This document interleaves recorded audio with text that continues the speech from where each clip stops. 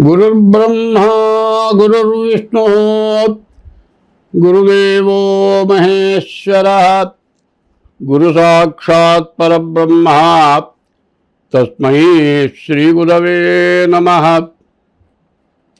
अगजानन पद्मार्कं गजानन महर्निशम् अनेकदं त्वं भक्तानां एकदन्तमुपास्महे। वंदे शंभुममापतिं सुतगुरुं वंदे जगत्कारणं वंदे पन्नगभूषणं मृगधरं वंदे पशूनां पतिं वंदे सूर्यशशाङ्कवह्निनयनं वंदे मुकुन्दप्रियं वंदे भक्तजनाश्रयं च वरदं वंदे शिवं शङ्करम्।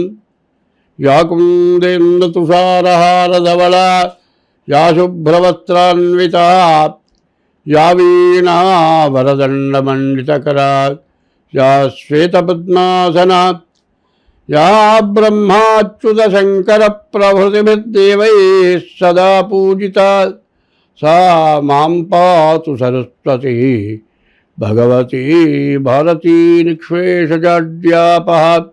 పితృదేవతలకి చనిపోయిన వాళ్ళకి బతుకుండంగా కర్మ,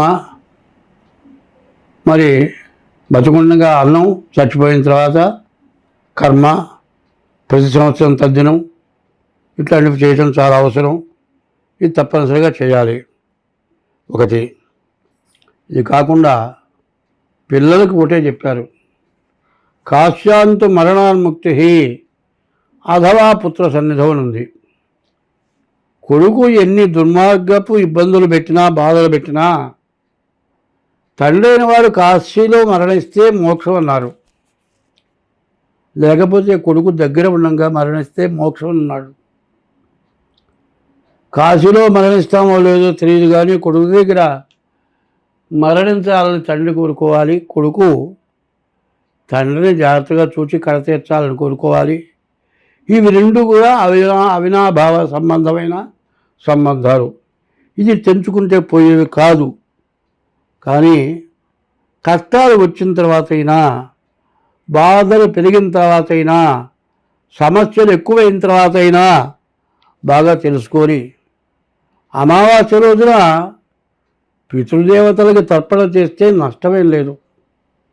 మరి తిథి పోయిన తారీఖు, సంవత్సరం, నెల తిథి తెలియని పక్షంలో మరి భాద్రపద మాసంలో పాడ్యం నుంచి అమావాస్య లోపల వచ్చేటువంటి తిథుల్లో మధ్యాష్టమి అంటారు. అంటే సప్తమి వరకు 7 రోజులు, అష్టమి తర్వాత 7 రోజులు అమావాస్య వరకు ఈ మధ్యాష్టమి అంటారు. ఆ అష్టమి రోజున తండ్రి తద్దినం పెట్టడం, పితృదేవతలు 7 తరాల వాళ్ళకి తర్పణ చేయటం హిందూ అయినటువంటి వాడు చేయవలసిన ధర్మం ఇది. ఇది తప్పనిసరిగా చేయాలి. ఒకటి. రెండోది, ఎవరైనా సరే ఇప్పుడు చెబుతుంది ఒకటే మాట, కొడుకులైన వాళ్ళు బ్రతికుండంగా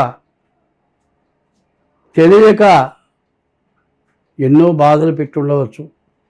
ఎవరైనా సరే ఇప్పుడు నేను చెప్పింది విన్న తర్వాత అన్నదానాలు చేయక్కర్లే, వేల మందికి అన్నదానాలు చేయక్కర్లే, దేవాలయాలు కట్టించక్కర్లే, సత్రాలు కట్టించక్కర్లే, వృద్ధాశ్రమాలు కట్టించక్కర్లే, అనాథ శరణాలయాలు పెట్టక్కర్లే.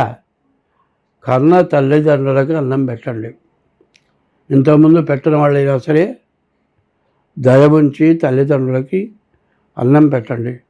వాళ్ళు బతికున్నంతకాలం ఏ లోటు లేకుండా చూడండి. వాళ్ళు మరణించిన తర్వాత కర్మ, తర్వాత సంవత్సరానికి, తర్వాత ప్రతి సంవత్సరం ప్రత్యాబ్దికం ఇవి పెడితే తర్వాత మీరు, మీ పిల్లలు, మీ కుటుంబం, మీ వంశం వృద్ధి పొందుతుంది. అట్లా జరగాలి అంటే ఎన్ని దేవతా పూజలు చేసినా పితృదోషం, మరి కాలసర్ప దోషం, కుజ దోషం, ఈ దోషాల వల్ల ఆర్థికంగా ఇబ్బందులు, సంతానం కలక్కపోవటం, వివాహం కాకపోవటం, వివాహం అయిన తర్వాత భార్యాభర్తలకి అనుకూలత లేకపోవటం, ఎన్ని మందులు వాడినా సంతానం కలక్కపోవటం, టెస్ట్ ట్యూబ్ బేబీ కోసమని ఒక ఆమె ప్రయత్నం చేస్తే టెస్ట్ ట్యూబ్ బేబీ పుట్టకపోగా షుగర్ 400 షుగర్ వచ్చింది. పిల్లలు కలక్కపోయినా పర్వాలే, టెస్ట్ ట్యూబ్ బేబీ కోసం ప్రయత్నం చేయడం కంటే ఎంతోమంది అనాథలు ఉన్నారు, అనాథల్ని పెంచండి, వాళ్ళకి అవకాశం ఇవ్వండి. మరి ఒకరిని పెంచితే మాత్రం ఖచ్చితంగా సంతానం కలగడం జరుగుతుంది. ఊహ తెలియని పిల్లల్ని పెంచితే సంతానం కలుగుతారు. ఇంకా రకరకాల దోషాలు పోతాయి. సంతానం కలగటానికి ఎన్నో నేను చేసి పెట్టాను, సంతానం కలిగారు. కాబట్టి పితృదోషం లేకుండా చూసుకోండి. పితృదేవతల కళ్ళలో కనబడ్డారంటే వాళ్ళ పెరుతో ఎవరికైనా గుడ్డలైనా పెట్టి భోజనం పెట్టి వాళ్ళ గుడ్డలు పెట్టండి. ఇట్లాంటి పని చేస్తే మీరు అన్ని విధాలా సుఖంగా సంతోషంగా ఉంటారు. స్వస్తి.